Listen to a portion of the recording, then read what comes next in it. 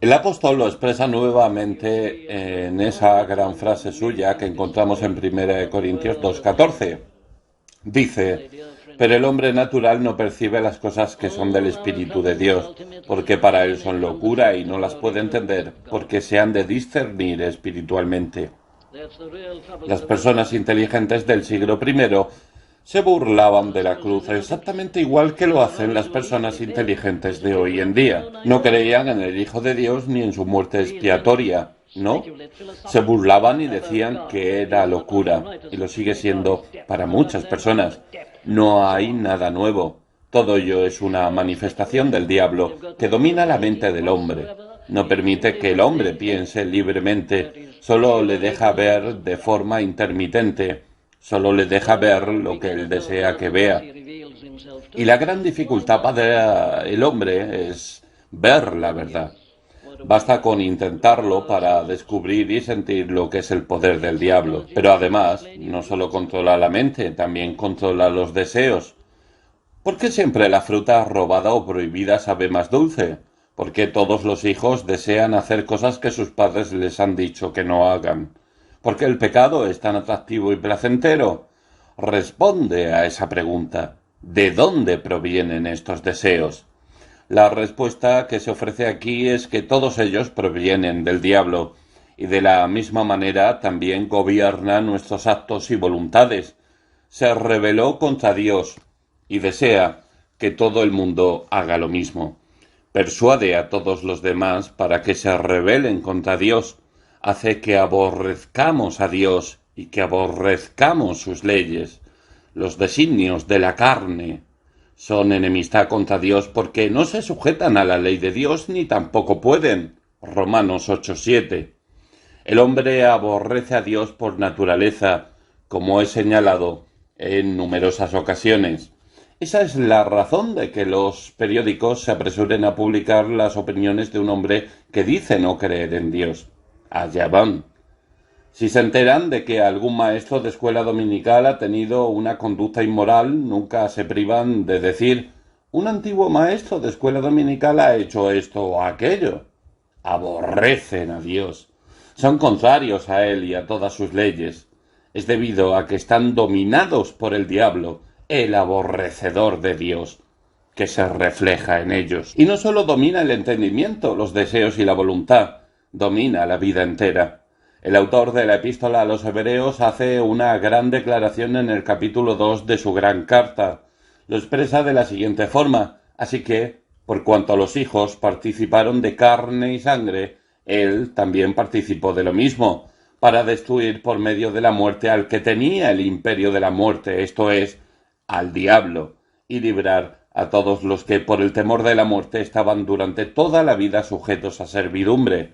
Versículos 14 y 15. Y al ser humano demuestra este temor de la muerte en la larga historia. Hallaremos este temor de la muerte en la antigua mitología griega, en toda la literatura antigua. La muerte se retrata con una guadaña que se acerca cada vez más. ¿Por qué teme el ser humano a la muerte? ¿A qué se debe esto? Bien, ahí está la respuesta. Es el imperio del diablo, y tiene este imperio por causa de la ley de Dios. Las personas no creen en Dios o en su ley, pero siguen perdurando algunos vestigios de creencia. Tienen temor de la muerte, porque saben que después de la muerte viene el juicio y que la ley nos condena a todos. La muerte es el espectro final que se va acercando cada vez más. El hombre querría eludir la muerte si pudiera, pero es incapaz de ello. Se encuentra, pues, en una especie de esclavitud. La muerte está al final del camino y se hace todo lo posible para posponerla. Silba en la oscuridad. El hombre finge no creer en todo esto y sin embargo lo hace. El miedo sigue ahí. Ahora bien, puedo mostrártelo con un pequeño ejemplo. Considera el mundo pagano. Advierte cómo fue en siglos pasados y cómo es en la actualidad. Es una muestra del temor de la muerte, el temor del sol, la luna y las estrellas, el temor de dioses de creación humana. Es una vida de temor, de miseria, de maldad y de pecado. Eso es lo que genera el diablo. Dios genera el paraíso, la perfección. El diablo genera el caos. Reduce al caos el orden de Dios.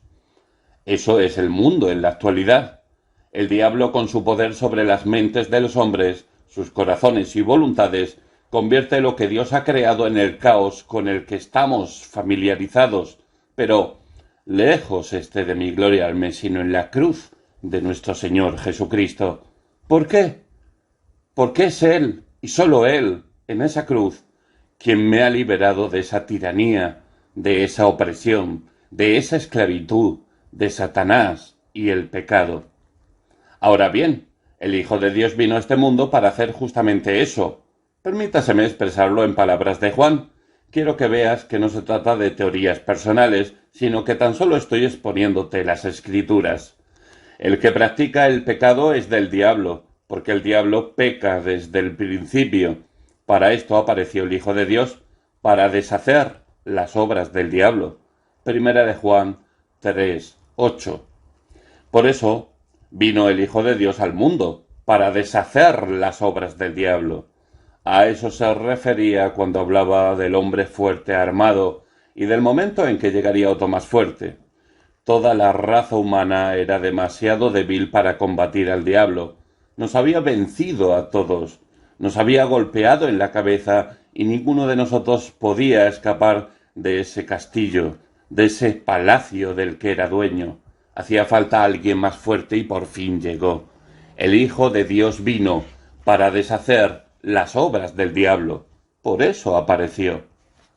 ¿Lo has examinado y analizado? Me pregunto, tal como se nos presenta en las páginas de los 4 evangelios. Cuando lees el Evangelio, ¿solo ves a nuestro Señor luchar contra seres humanos? Bien, si eso es lo único que ves, eres un lector muy superficial de la Biblia. ¿No le ves combatiendo este poder que se encuentra detrás de los hombres? ¿No le ves enzarzado en esta pelea a muerte con el diablo? ¡Qué drama épico! ¡Qué contienda! ¡Qué cruzada! ¿Para qué vino el Hijo de Dios? Para combatir al diablo, porque el diablo es el señor del hombre. Cuando Jesús nació, el diablo intentó acabar con él. ¿No es así? ¿Recuerdas el edicto promulgado por un rey llamado Herodes, ordenando el asesinato de todos los niños varones menores de 2 años? ¿Por qué? Estaba intentando asesinarlo a él, al Hijo de Dios, que había nacido como un niño en Belén. La lucha comenzó nada más nacer nuestro Señor y prosiguió. Considera su tentación en el desierto durante 40 días y 40 noches. ¿Por qué? El diablo intentaba derrotarlo. Todo esto, los reinos del mundo te daré si postrado me adorares. Mateo 4:9. Intenta dominarlo, intenta que se arrodille ante él, intenta controlarlo como hizo con Adán. Por otro lado, considera la lucha en el enfrentamiento de nuestro Señor a los casos de posesión demoníaca y de enfermedad, a todos los estragos del pecado y el mal. Ahí lo tenemos, luchando esta batalla para liberar a las personas de la esclavitud del pecado. Considera luego a nuestro Señor en el huerto de Getsemaní, sudando gruesas gotas de sangre sobre la tierra. ¿Cómo es eso? Está sufriendo un tormento. Es una lucha. ¿Qué significa? ¡Oh! Sabe que antes de acabar definitivamente con su enemigo debe pasar por ese terrible momento en el que ya no verá el rostro de Dios, y esa idea le hace sudar sangre. Es el conflicto con el diablo el que culmina en la cruz, con el constante ataque de éste. Nuestro Señor vino, pues, a este mundo, a fin de liberarnos de la tiranía y el poder del diablo, pero fue en la cruz donde lo hizo definitivamente. Y por encima de todo, esto es lo que deseo mostrarte. ¿Habías advertido alguna vez estas palabras de Juan 12, 31-33? Ahora es el juicio de este mundo. Ahora el príncipe de este mundo será echado fuera. Y yo, si fuere levantado de la tierra, a todos atraeré a mí mismo. Y decía esto dando a entender de qué muerte iba a morir. Lo que sucede en esta muerte es el juicio de este mundo. Ya lo vimos anteriormente, y con su muerte también derrotará a su príncipe. Ahora El príncipe de este mundo será echado fuera. Esta es la gran historia maravillosa. ¿Se ha apoderado de ti alguna vez una sensación de asombro y de maravilla ante el drama de la cruz? ¿Lo has considerado alguna vez de esta forma? Hemos estado contemplando la cruz y hemos visto los diversos aspectos que ofrecía. ¿La has considerado alguna vez en estos términos de drama, conflicto y lucha? ¿Cómo llegó nuestro Señor a semejante lugar? ¿Qué le llevó ahí? Ay, dices, fue por culpa de los hombres que no le entendieron. ¿Es esa una respuesta adecuada y satisfactoria? Querido amigo, ¿no ves al diablo detrás de los hombres? ¿Cuál fue la transgresión de Jesús de Nazaret? ¿A quién dañó? ¿Qué había de malo en su enseñanza? ¿Qué había de malo en sus milagros? ¿Qué había de malo en la bondad de sus actos? Vino para hacer el bien, vino para enseñar, vino para liberar al género humano. ¿Cómo le recibieron? Bien, observa a los fariseos y los escribas, observa su odio y su resentimiento, observa su escarnio y su desprecio, observa su blasfemia. Pero no lo observe solo ahí, sino también en Pablo, el gobernador romano. Obsérvalo en el rey Herodes, el rey de los judíos, obsérvalo en el pueblo llano. ¿No ves esta terrible blasfemia, este escarnio? ¿A qué atienden estos sentimientos, todo este odio, todo este vituperio? Solo hay una explicación. Es el diablo quien está luchando. Es el diablo en esos hombres y esas mujeres. Pero permíteme pasar a la actualidad misma. ¿Por qué piensas que lo inteligente es no ser cristiano? ¿Qué tiene de malo el cristianismo? ¿Qué tiene de malo esta persona bendita? ¿Qué tiene de malo su enseñanza? ¿Qué objeciones pones? ¿Por qué crees que es inteligente rechazarla? ¿Por qué blasfemas contra ella? ¿Por qué la escarneces? ¿Por qué la aborreces? Solo hay una respuesta. Eres una víctima inconsciente del diablo. Ese es el odio del diablo. Es el que se apodera de ti. Eres incapaz de argumentar tu odio. Eso es lo más extraordinario de todo el asunto. Lo vemos en todo el testimonio de los 4 evangelios. Lee el relato de lo que le sucedió. Y pusieron sobre su cabeza una corona tejida de espinas y una caña en su mano derecha, e hincando la rodilla delante de él, escarnecían diciendo: «¡Salve, rey de los judíos!». Y escupiéndole tomaban la caña y le golpeaban en la cabeza. Después de haberle escarnecido, le quitaron el manto, le pusieron sus vestidos y le llevaron para crucificarle. Mateo 27, versículos 29 al 31. O nuevamente, y los que pasaban, cuando ya estaba clavado en el madero, le injuriaban, meneando la cabeza y diciendo: «Tú que derribas el templo y en 3 días lo reedificas, sálvate a ti mismo, si eres hijo de Dios, desciende de la cruz». De esta manera, también los principales sacerdotes, escarneciéndole con los escribas y los fariseos y los ancianos, decían: «A otro salvó, a sí mismo no se puede salvar. Si es el rey de Israel, descienda ahora de la cruz y creeremos en él». Confió en Dios. Líbrele ahora si le quiere, porque ha dicho: «Soy hijo de Dios». Lo mismo le injuriaban también los ladrones que estaban crucificados con él. ¿Dónde están los expertos psicólogos? ¿Cómo se explica eso? Aquí tenemos a un inocente. Nadie puede ofrecer prueba alguna en su contra. No ha hecho nada malo. Sin duda no ha hecho más que bien en el mundo. Vino para ayudar a las personas y para enseñar, pero observa el rencor, observa las burlas, el escarnio, las injurias y la mofa. ¿Qué les ocurría? Solo hay una respuesta. Él mismo la dio, dijo: «Esta es vuestra hora y la potestad de las tinieblas». Lucas 22, 53. Estas personas no sabían lo que estaban haciendo. Por eso oró en la cruz y dijo: «Padre, perdónalos, porque no saben lo que hacen». Y ciertamente no sabían lo que hacían. ¿Odiarías a un hombre como este, a un hombre que no hizo daño ni mal alguno a nadie? ¿A un hombre que siempre anduvo haciendo bienes? ¿Le tratarías de esta forma? ¿No levantarías queja alguna? ¿Te unirías a la turba escarnecedora y sarcástica? ¿Le escupirías? Afirmo que es antinatural.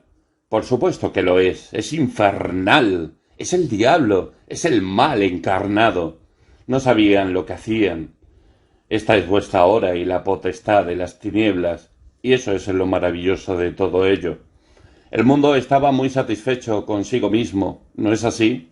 Al observar cómo moría allí en la cruz, por eso se ríen, por eso bromean, ¿no lo ves? ¿No ves sus rostros?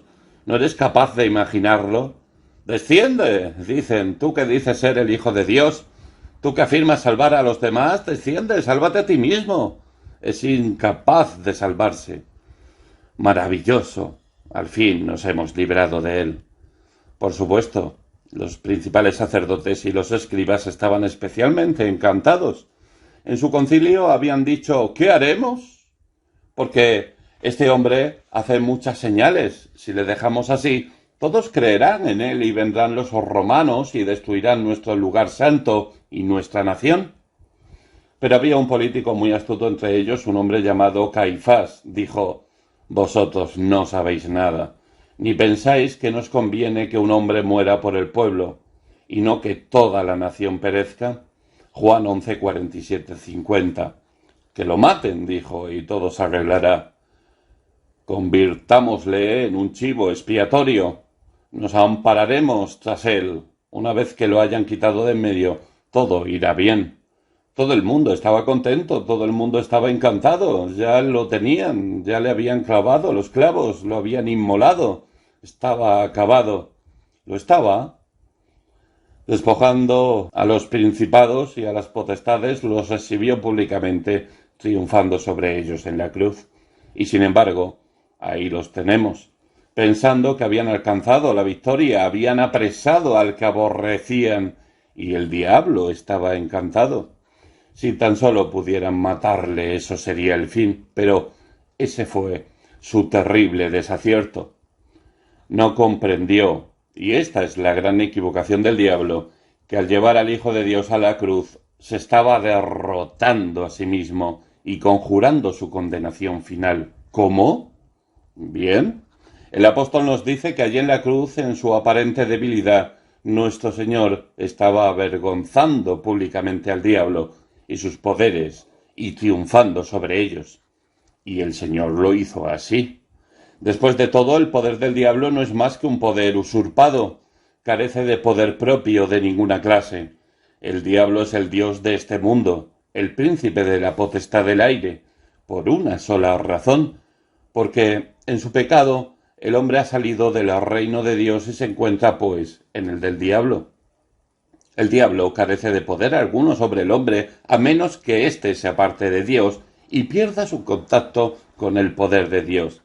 Solo Dios puede dominar al diablo, y en el momento que nos separamos de Dios, es el diablo quien nos domina y nos convertimos en instrumentos en sus manos, en víctimas en su reino, como posesiones en un palacio. Y esa es la situación en que se encuentra toda la raza humana. Tal como te he mostrado, toda la raza humana pecó en Adán y se convirtió en esclava del diablo, y todos seguimos siendo esclavos del diablo por naturaleza. Somos ajenos a Dios, nos encontramos sometidos a su ira y fuera de su reino, de forma que estamos completamente a merced del diablo. El hombre fuerte armado guarda su palacio, en paz está lo que posee. Cuando gobierna su palacio, sus posesiones están en paz. Solo hay un poder capaz de liberar al hombre de las garras del infierno y del diablo. Es el poder de Dios. Pero ¿cómo puedo disfrutar de ese poder? He pecado contra Dios, me he rebelado contra Él. La ira de Dios pende sobre mí. Antes de conocer el poder de Dios, debo reconciliarme con Él. Y es exactamente eso lo que estaba sucediendo en la cruz del Monte Calvario. Lo que se interpone entre Dios y todos nosotros es su ley quebrantada. Hemos quebrantado la ley de Dios, le hemos insultado, le hemos escupido y su condena pende sobre nosotros. Es preciso que se nos libere de esto y se nos reconcilie con Él antes de llegar a conocer el poder que nos haga libres. Eso es justamente lo que sucedió en la cruz. Por eso van juntos esos dos versículos de Colosenses, anulando el acta de los decretos que había contra nosotros, que nos era contraria, quitándola de en medio y clavándola en la cruz, y entonces despojó a los principados y a las potestades. Las dos cosas van unidas. Allí en la cruz nuestro Señor nos estaba reconciliando con Dios. Dios estaba en Cristo reconciliando consigo al mundo, no tomándoles en cuenta a los hombres sus pecados. Segunda de Corintios 5:19. Cristo tenía que pagar el castigo, la ley lo exigía, de modo que lo soportó. Y gracias a eso, si creemos en Él, nos libramos del castigo y de la condenación. Nos reconciliamos con Dios y el poder de Dios toma las riendas y nos libra del diablo y su cohorte y nos traslada al reino de Dios. Esa es la razón de que el apóstol lo exprese de esta forma en Colosenses 1:3, el cual nos ha librado de la potestad de las tinieblas y trasladado al reino de su amado Hijo. Así es como sucede. Eso era lo que sucedió en la cruz. El diablo pensaba que estaba derrotando a Cristo, pero Cristo nos estaba reconciliando con Dios, derrotando al diablo y liberándonos de sus garras. Lo hace pagando el castigo y reconciliándonos con Dios. El poder de Dios entra en nosotros y nacemos de nuevo, recibiendo nueva naturaleza y convirtiéndonos en personas nuevas. Se pone al Espíritu Santo en nosotros y la presencia de Cristo está siempre cerca para ayudarnos. Por eso Juan podría decir, y el mundo entero está bajo el maligno, pero el maligno no le toca. No solo toca el mundo, sino que lo abraza y el mundo es incapaz de escapar de sus garras. Pero Cristo nos arranca de sus garras, nos deposita en su propio reino y el diablo es incapaz de tocarnos. Quizá pueda asustarnos, quizá pueda gritarnos, pero no puede tocarnos. Por eso dice Pablo en Romanos 6:14, el pecado no se enseñoreará de vosotros, pues no estáis bajo la ley, sino bajo la gracia. El que es más fuerte que el hombre fuerte armado ha venido y le ha quitado todas las armas en que confiaba y repartido el botín. ¡Oh! ¡Qué necio fue el diablo! ¡Qué ignorante! ¡Qué ciego! ¡Qué engreimiento el de su orgullo y arrogancia!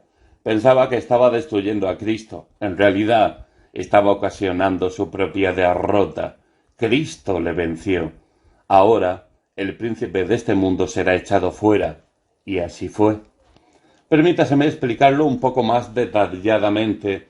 Antes de que nuestro Señor muriera en la cruz, el mundo entero, a excepción de los judíos, los hijos de Israel, se encontraba en poder del diablo. Un día vinieron unos griegos y dijeron: «¿Quisiéramos ver a Jesús?».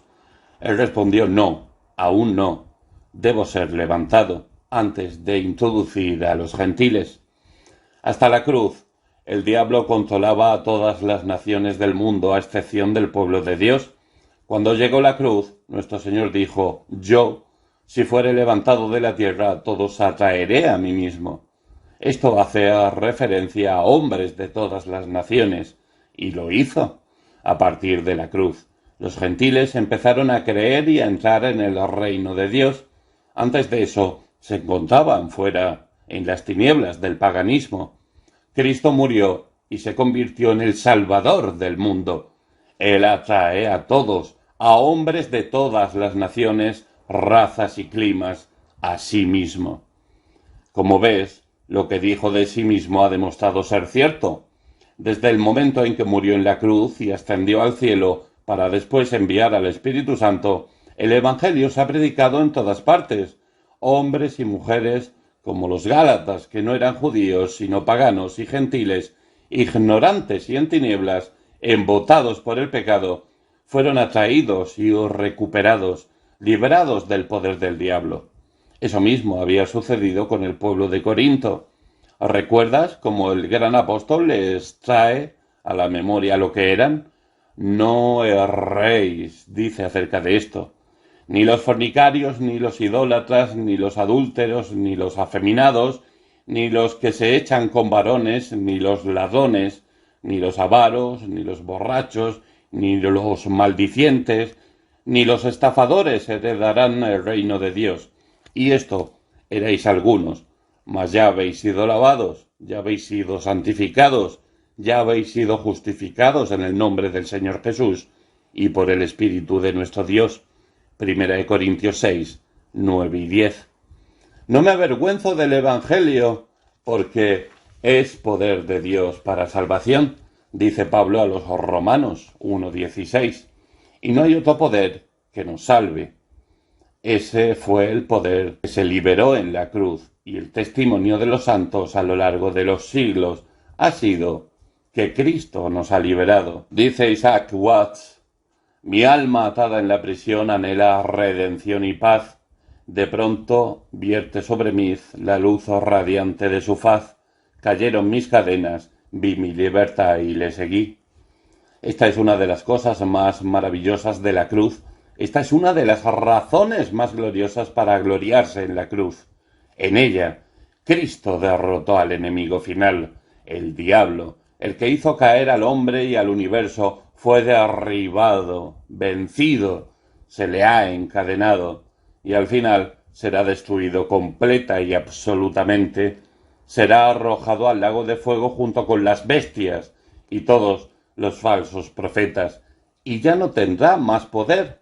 Y Jesús reinará sobre el arco solar, y el viaje de los astros cesará. Su reino abarcará tierra y mar. ¿Has visto el renombrado vencedor al observar la cruz? ¿Le has visto ahora? De ser así, te unirás a mí al pronunciar estas palabras. Adelante, Jesús el vencedor. Apréstate a emplear tu espada poderosa a tu voz. El infierno se llena de temblor y nunca podrá contra ti la tierra pecadora. Tu gran nombre es tan elevado que todo enemigo se amedrenta. Cuando sabe que estás cerca, el temor se apodera de la creación entera. Un verso de William Williams.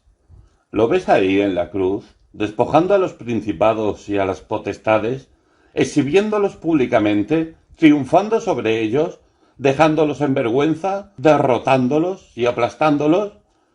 En el precioso instante en que ellos se estaban gloriando en su propia victoria, fueron completamente derrotados. Jesús, Rey maravilloso, laureado, vencedor, de dulzura inefable, que todo el gozo otorgó. Verso de Bernardo de Claraval. Lejos esté de mí gloriarme, sino en la cruz de nuestro Señor Jesucristo. Amén.